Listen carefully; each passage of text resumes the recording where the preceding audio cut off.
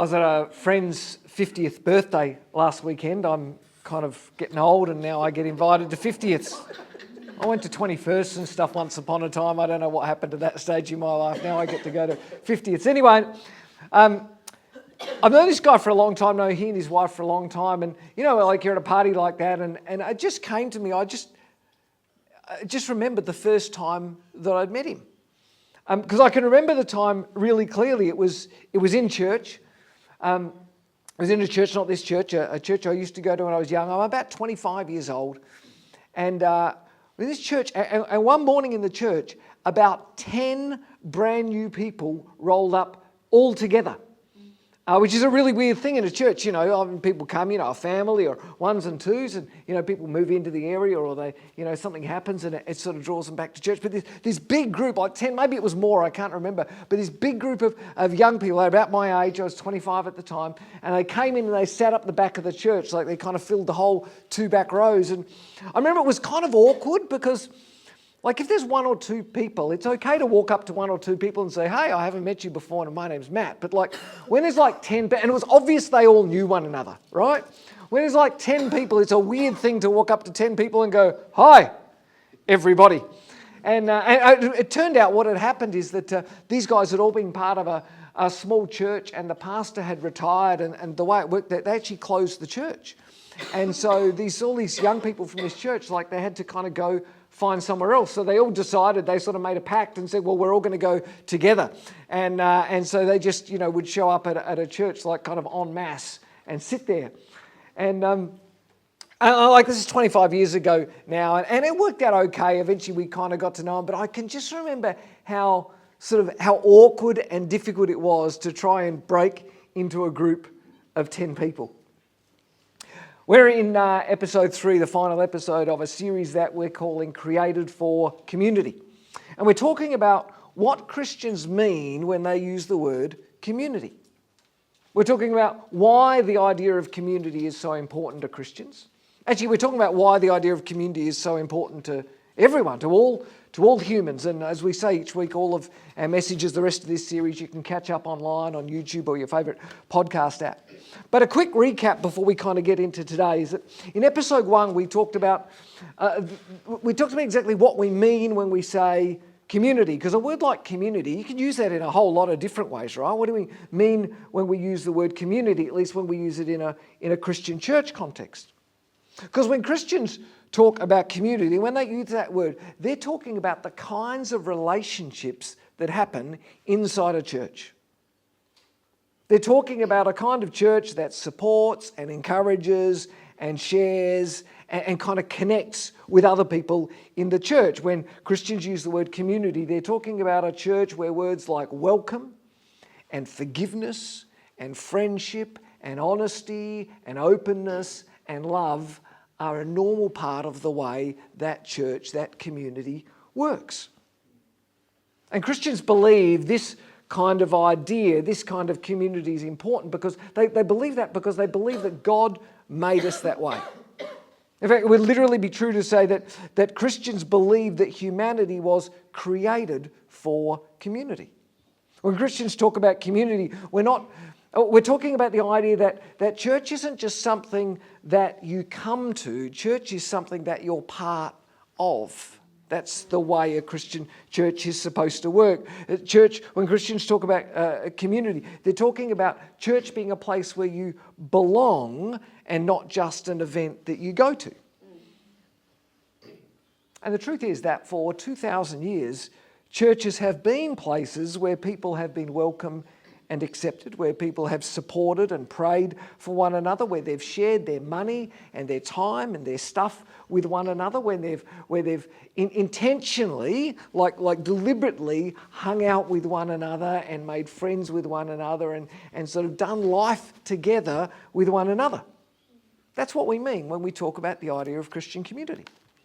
And then last week, or the last time we talked about this in episode 2, we talked about how people find that kind of community. And we talked about the power of invitation.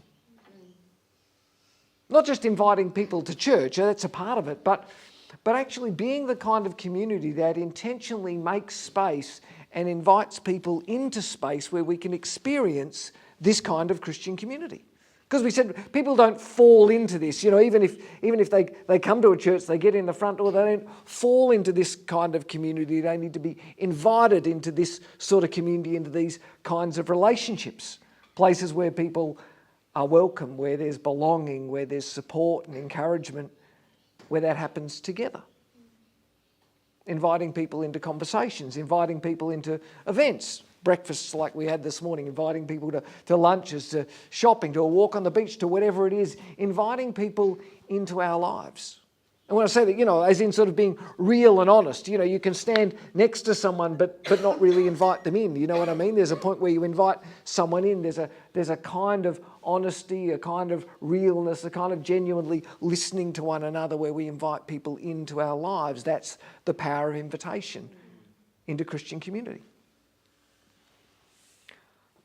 And I get it that up to this point in the conversation, all this stuff sounds pretty solid, sounds pretty good. Like there's no one who doesn't want to feel like they belong, right?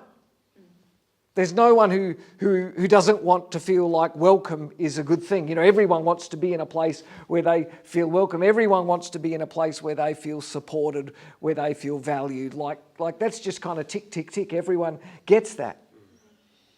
And the whole invitation thing, it can be a little bit awkward to invite someone somewhere, but for most of us, once you get over that hurdle and you take the risk, most of the time it works out okay and you have a good time and invitation is all right. Except the problem is that that's only most of the time, isn't it? Because there are those handful of times where it just gets awkward. There's some times where it doesn't come off, and the truth is that is because for us, some people are just difficult. You'll know, like you get it, you're nodding straight away. I mean, if you sit in a room like this, you just turn around, just kind of have a glance around the room here, and you go, when you look around a room like this, there are some people in this room who aren't like me. No, there are some people in this room who aren't like you. That's right. Absolutely. And for that reason, Daryl, there are some people who don't like me and there are some people who don't like you. I'm just saying. And the truth is, and we don't like to admit this, but the truth is, when you look around a room, there's some people you look at and you think, you know what? I don't like that person. And so you can't talk about the idea of community. You can't talk about this kind of church without acknowledging that at some point you've got to talk about how you deal with the difficult people. How you deal with the people who aren't like you, who barrack for the wrong football team. Because we all know this, like sometimes in life and even in a church context, sometimes there are people who are deliberately mean to us. Sometimes there are people who go out of their way to make our life hard, and that's difficult. But sometimes there's just something between us that makes it difficult. Just something kind of awkward between two people.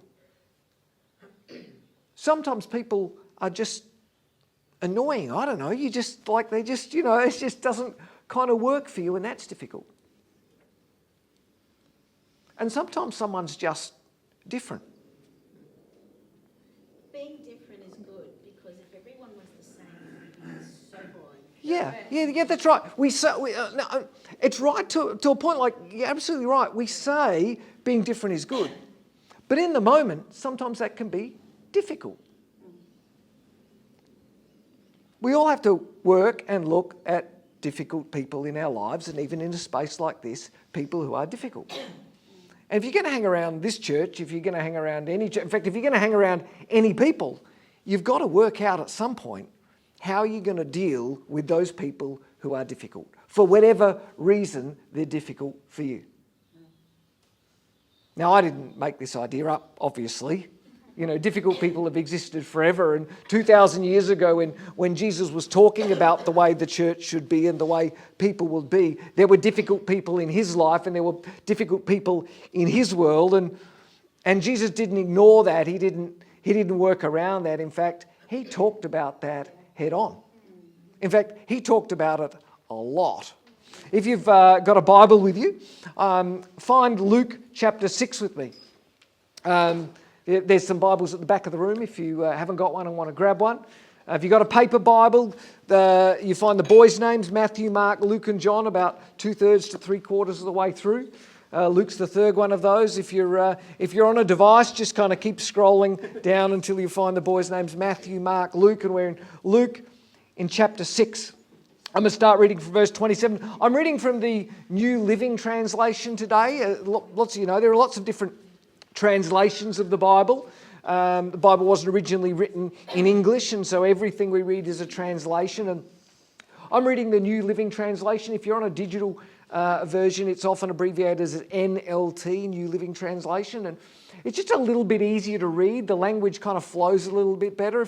If you're a person who doesn't read a lot and finds the Bible hard to read, the New Living Translation's a really good place to start. It's pretty accurate to the original text still, but it's just a little bit easier to read than some other things. So anyway, we're in Luke chapter 6. I'm going to start reading at verse 27. This is Jesus speaking to a crowd. And he says, "But to you who are willing to listen," that's Jesus' way of saying, to you guys who think I'm okay, to you guys who are following me, to you guys who think you're kind of in this group, to you who are willing to listen, I say, love your enemies. Do good to those who hate you. Bless those who curse you. Pray for those who hurt you. If someone slaps you on one cheek, offer the other cheek also. If someone demands your coat, offer your shirt also. Give to anyone who asks. And when things are taken away from you, don't try and get them back.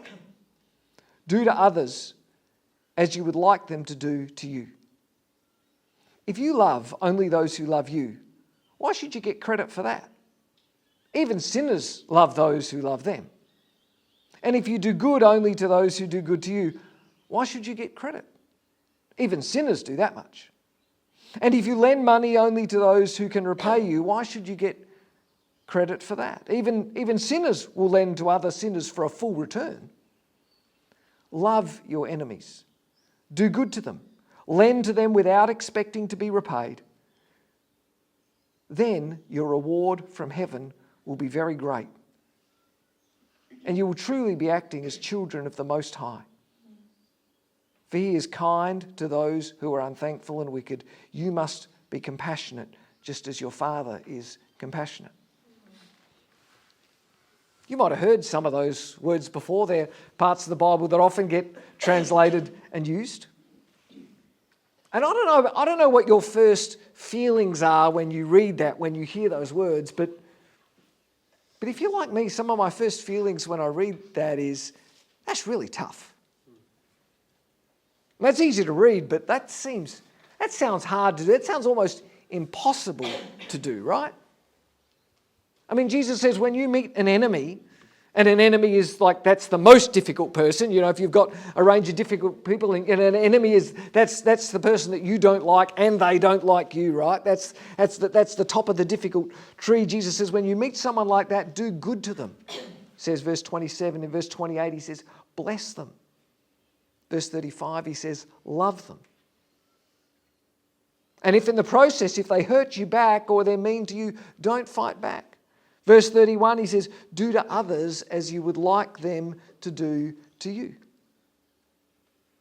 He goes on to say, well, like, everyone's nice to the people who like them.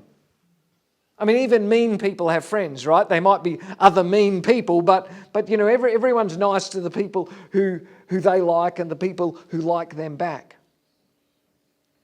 Everyone lends money if you know you're going to get the money back. It's not generous to give someone $20 if they're going to give you back 30, right? You do that all day long. That's not kind. That's not generous. That's just like anyone would do that, right? He says. He says, but this Christian community idea, it works really differently.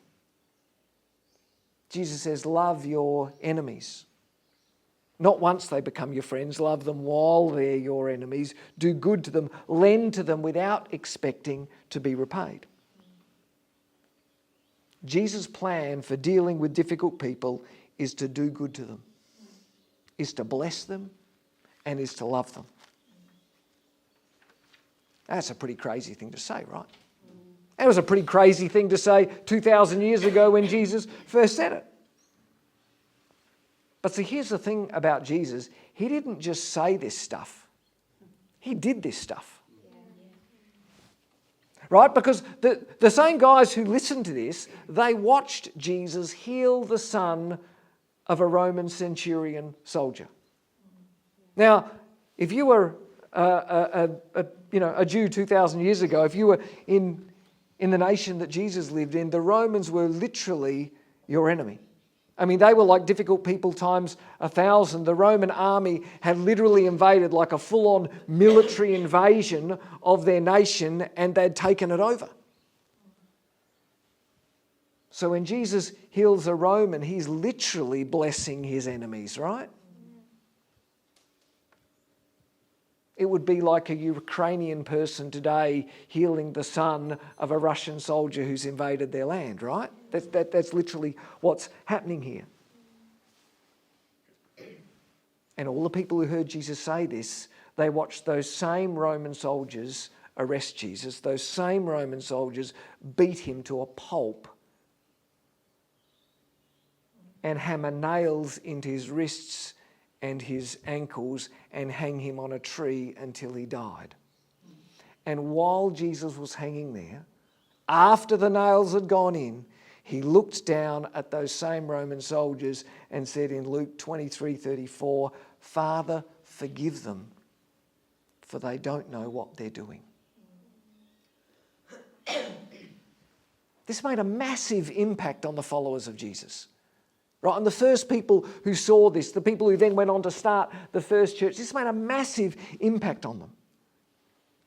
A couple of decades later, Peter, who was one of the guys who was there and saw all of this happen, who heard Jesus teach these things, he would write a letter to an early church, and he would write this, 1 Peter 3 verse 9, he would say, "Do not repay evil with evil or insult with insult. On the contrary, repay evil with blessing, because to this you were called."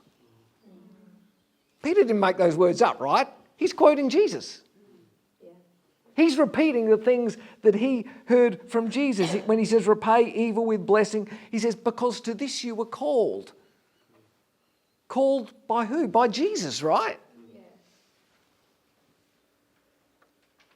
We've read in the first 2 episodes of this series, both weeks, we've read part of Romans chapter 12. You might remember reading this, those of you who are here. It's where Paul's explaining to the early church in Rome, that's why the letter's called Romans. He writes a letter to the church in Rome, and he's explaining to them how this works, how this idea of Christian community works, how we're to live with one another and to love with one another. And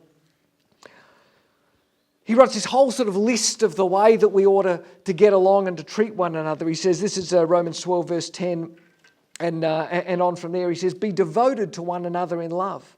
Honour one another above yourselves. Share with the Lord's people who are in need. He says, practice hospitality. Verse 14, he says, bless those who persecute you. Rejoice with those who rejoice. Mourn with those who mourn. Verse 16, live in harmony with one another. He says, be willing to associate with people of low position. Verse 17, do not repay anyone evil for evil. It's the same thing, right? He's quoting the same thing. Verse 18, if it's possible, as far as it depends on you, live at peace with everyone. Verse 19, do not take revenge. Did you notice, you probably wouldn't have noticed this the last couple of weeks, but as I read this, do you notice how many of those things point to difficult people in our lives? Do you notice how many things on that list are really about how we deal with and live with people who are not like us? Verse 14, bless those who persecute you. Verse 16, live in harmony with one another. Verse 17, don't repay anyone evil for evil. Verse 18, if it's possible, as far as it depends on you, live at peace with everyone. Verse 19, do not take revenge. these guys are all just vibing off Jesus' words, right? Jesus' words and example changed the way that his first followers lived. And they've been changing the way that Christians have been living for the last 2,000 years. And let's be honest, like when this stuff's not easy, right? It wasn't easy then, it's not easy now. And let's say right up front, Christians don't get this right all the time. And you know that because you've met some Christians and you've gone, you're not getting this right. You know, either over the long term or in the moment. And there's buckets of history out there of times over the last 2,000 years where Christians have got this horribly wrong, right? As a side note, this is why we talk so much about the idea of confession. You know, this idea of Christians just being humble and coming before God and saying, I'm sorry, I stuffed up and, you know, I need your help, I need your forgiveness, not just once in my life, but in an ongoing way. Would you forgive me and, you know, help me get back up and have another go? That's what confession's all about. Anyway, that's a side note. The point is that loving people has always been difficult and loving our enemies is extra difficult. It's not easy. And Jesus isn't saying this. This isn't one of those commands. This isn't one of those like do this or else kind of commands. Jesus is saying this to kind of present a goal of the way that it could be and should be. Right? He's saying this as it's like a vision kind of statement, you know, like he's putting something up and he's saying, this is the direction that we should be heading.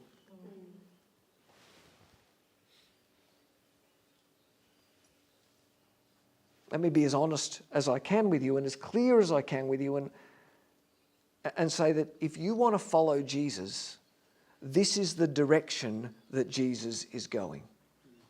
Right? That's what loving our enemies is. That's what doing good to those who aren't good to you. Jesus is saying, if you want to follow me, this is the direction I'm going. There's no other way for Christians to live. And for 2,000 years, Christians have been dealing with the difficult people in their lives, the difficult people in their churches, by doing good to them, by being kind to them, by forgiving them, by being friendly to them, by welcoming them, and even by loving them. Why? Because Jesus said so. Yeah, sure, that's part of it. Why? Because Jesus did so. That's another big part of it. We follow Jesus' example. But there's another reason why Christians love their enemies and do good to those around them that they don't get on with, do good to the difficult people in their lives. And that's because it's good for us. When you're kind to someone who's not kind to you, when you welcome and invite someone who's not like you, when you love a difficult person in your life gets better. If you've still got Luke 6 open, did you notice verse 35? Has anyone got it there? Anyone just PJ, just read the first couple of sentences of verse 35. Love ye your enemies and do good, and lend hoping for nothing again, and your reward will be great, shall be great. Yeah. Just stop it. Your reward shall be great. Jesus is saying that when you love your enemies, that when you do good to those, there is a reward for you that is great. Did you notice Peter quoted the same thing in 1 Peter 3 verse 9? He says, do not repay evil with evil or insult with insult. On the contrary, repay evil with blessing, because to this you were called, so that you may inherit a blessing. When you're kind to someone who's not kind to you, when you welcome and invite someone who's not like you, when you love a difficult person in your life, there is a reward that comes your way. There is a blessing that comes your way. So it would be true to say, you're not just doing someone else a favour when you're good to them and kind to them, you are doing yourself a favour. Now, this is totally the opposite of what the world tells us, right? And this is part of what makes this stuff so hard, because we're getting messages every day that are telling us that Jesus' way to live is not the best way to live. I mean, when it comes to feeling good about people who are not nice to us, the messages we get from the world are that revenge is good, right? It's like every action movie ever, right? The messages we get from our world are that making someone suffer who's mean to us, that's good. The messages we get from the world are that watching people get what they deserve, at least what we think they deserve, that's good. Right?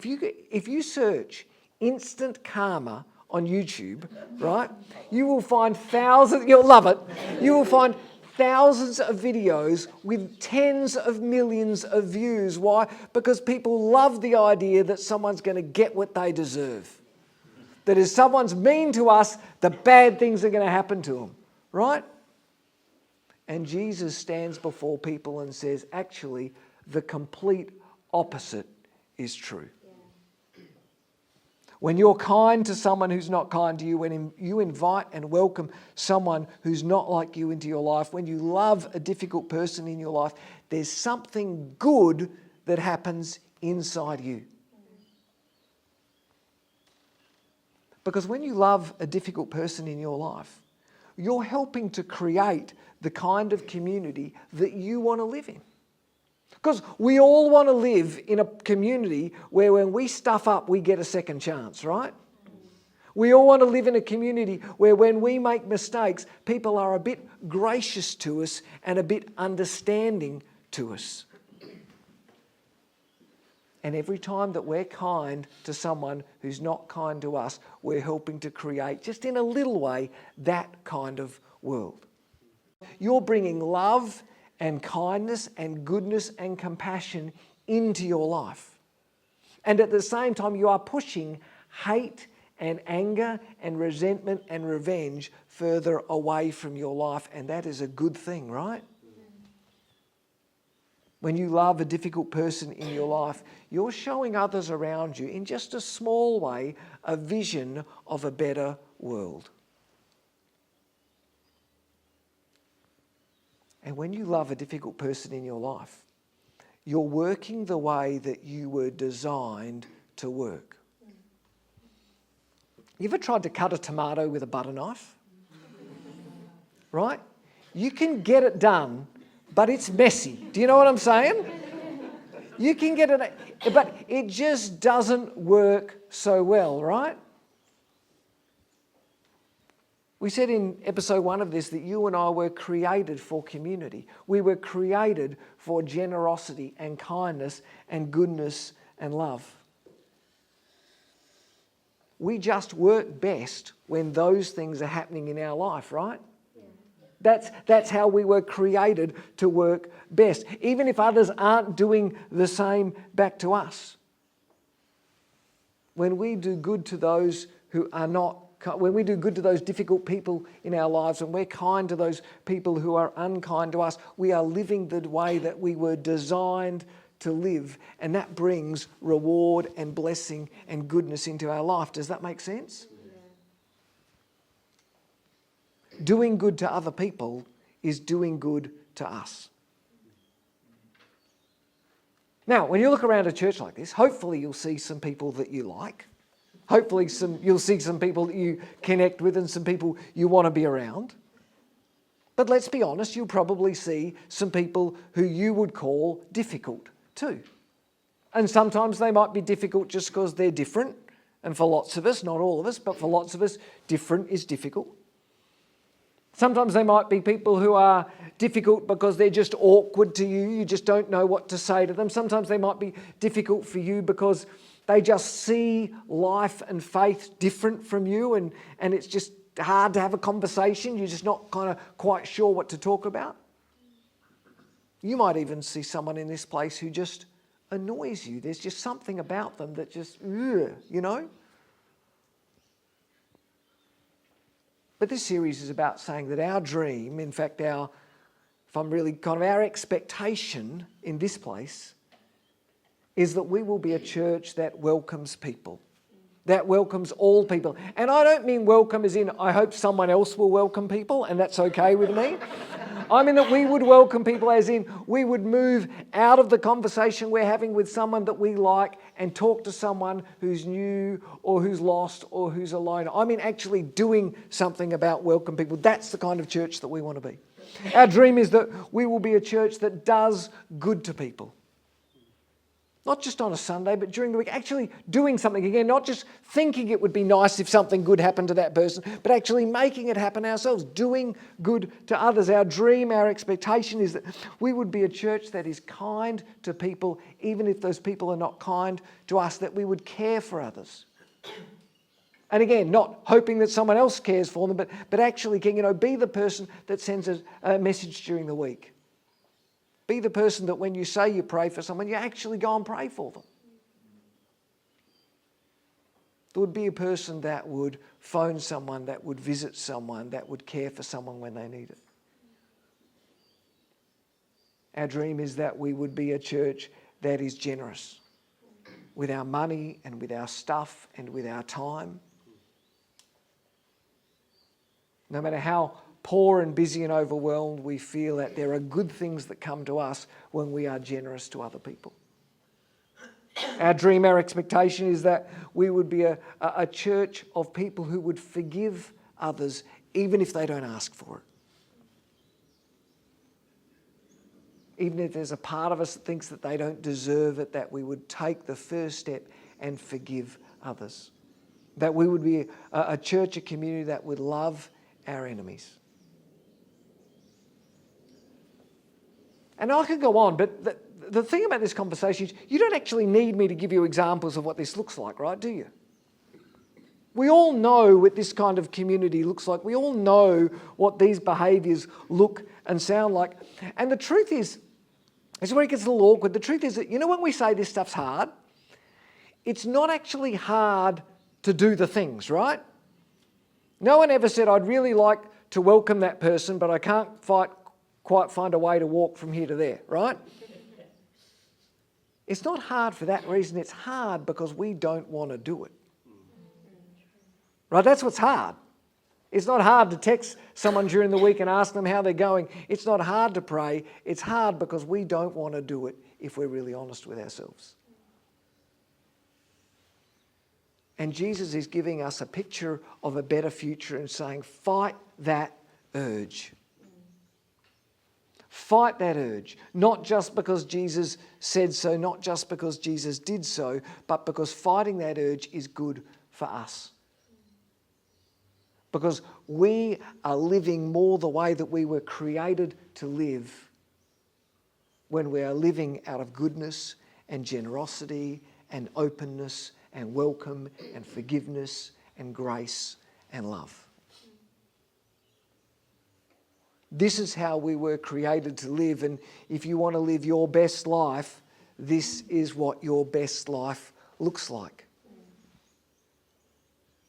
The world calls us to anger and to hate and revenge, like hello social media, and the world is yelling those messages loud at us, right? Jesus describes us by saying it's like a wide road. He says that kind of living is like the highway. There's entry points onto it everywhere, and it's the road that everyone's driving on. But he says there's another road, there's another path in life, and Jesus calls us to a different way to live, calls us to a better way to live. Not better just for him and for others, but a better way for ourselves to live. Jesus describes it as like a narrow road. And when we choose this road, lives get changed, lives get better, the lives of other people get changed and they get better, but our life gets changed and our life gets better when we live this way. This series is about helping us to understand what Christian community looks like. Series is about helping us to understand what church should look like. This series is about encouraging each of us to take a next step. And maybe for some of us, it's like a first step. We never thought about doing this before. Maybe for you, you're kind of along the way and you would say, there's some part of this that's already kind of true in my life. And it's about asking us, what's the next step along this road? This series is about holding up Jesus' sort of standard, his vision, his picture for the future, and hopefully creating a space where together as a community of people we can say, let's try that. Can we have a go at that kind of living together and see where it gets us? Because as we keep saying, church was never supposed to be a place that you go. It's supposed to be a community that you're part of. Church was always supposed to be a community of people. In fact, sometimes people call church a family of people that you're part of, where people welcome and accept one another, where they support and they pray for one another, where they share their money and their stuff with one another, where they hang out and have fun with one another, where they do good to the difficult people in their lives, where they're kind to the awkward people around them, and where they love one another, even their enemies. That's the church that Jesus started.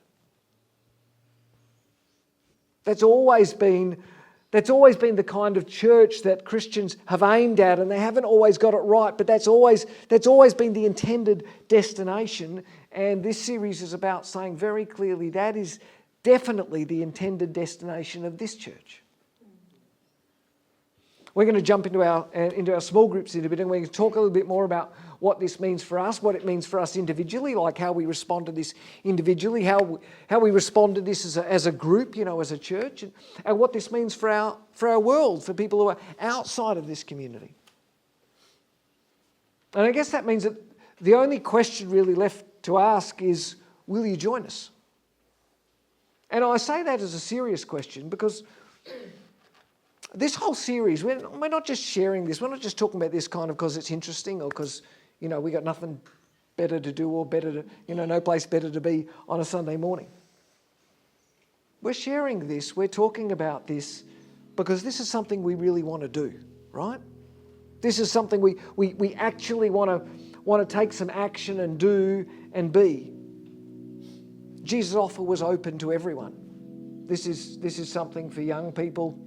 This is something for older people. This is an offer that's here for people whether this is your first time here or you've been travelling with us for years. You're invited to be part of something that God is doing here. You're invited to be part of a community that God is building in this place. You're invited to be part of taking this message of community and living it out in this generation and transferring it to the next generation. That's what Christian community is all about.